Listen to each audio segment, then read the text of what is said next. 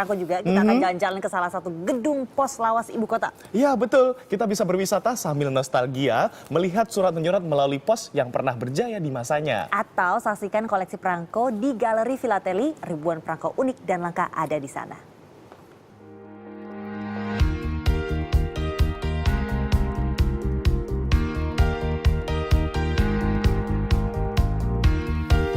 Kantor pos.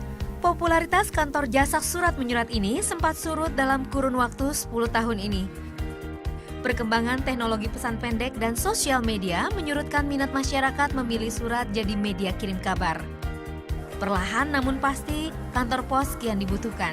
Ragam layanan baru seperti membayar pajak, listrik, air, mengirim uang, mengirim barang, kredit, hingga melayani pengangkutan barang pindahan rumah jadi andalan masyarakat. Karena kantor pos pelayanannya mudah dan cepat. Kalau di tempat lain jam 11 sudah offline. Saya kebetulan hari ini terakhir untuk bayar listrik. Jadi saya bayarnya kantor pos karena saya nggak punya AC. Ini dia kelebihan yang dimiliki kantor pos saat ini. Inovasi ini berjalan dalam sejarah berdirinya kantor pos di Indonesia yang seiring dengan kemerdekaan Republik Indonesia. Dulunya hanya masyarakat Belanda saja yang bisa menggunakan jasa kantor pos. Barulah pada tanggal 27 September 1945, masyarakat Indonesia bebas untuk menikmati layanan kantor pos. Dan inilah salah satu saksi sejarah bernama Kantor Pos Pasar Baru. Dirancang tahun 1913 oleh arsitek asal Belanda Van Hoytima, gedung ini bergaya arsitektur Art Deco. Bangunan di Jalan Pos Nomor 2 Jakarta Pusat ini menyimpan beragam cerita yang bermakna bagi setiap orang. Cerita di kala surat menyurat pernah berjaya di masanya. Cerita di kala surat kuasa hingga surat cinta pun pernah bertumpuk-tumpuk di gedung ini. Di gedung ini pula orang rela antri mendapatkan koleksi perangko, keluaran terbaru maupun terlangka. Pak, ini apa sih Pak pasang surutnya dari kantor pos ini? Jadi surat-surat individu itu justru berbalik, berkurang dibandingkan dengan korporasi. Ya. Korporasi sekarang perbandingannya adalah 70% yang dikirim oleh korporasi dan 30% oleh individu. Sebelum tahun 2000 ini berbalik 70% individu dan 30% korporasi.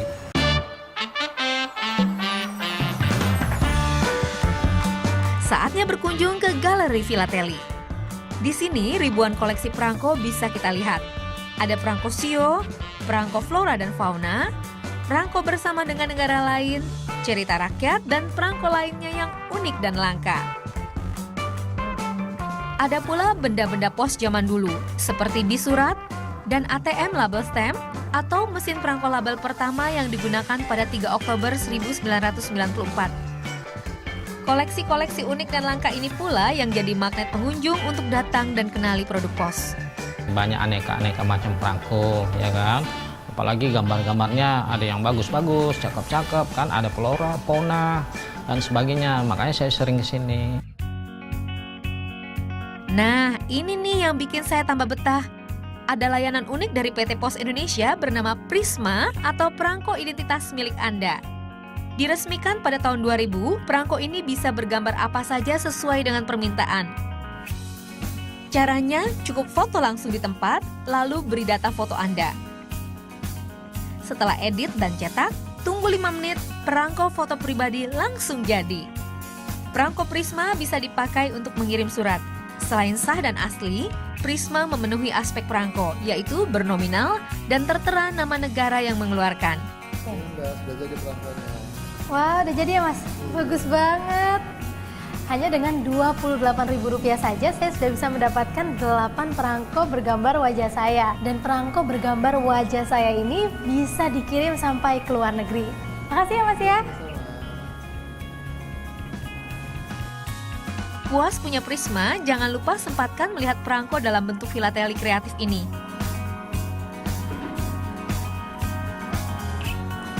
Untuk membuat baju berbahan dasar perangko ini ternyata tidaklah semudah yang kita lihat. Dalam satu baju perangko ini ada sekitar 2.000 sampai 3.000 perangko. Dan siapa sangka, harga satu baju perangko ini bisa mencapai 5 juta rupiah. Wow. Yuk liburan ke kantor pos dan Galeri Filateli. Tempat ini buka mulai hari Senin sampai Sabtu. Dari jam 8 pagi sampai jam 4 sore untuk hari Senin sampai Jumat. Dan sampai jam 5 sore untuk hari Sabtu. Tiffany Alhamid, Fitriya Diangga melaporkan untuk NET.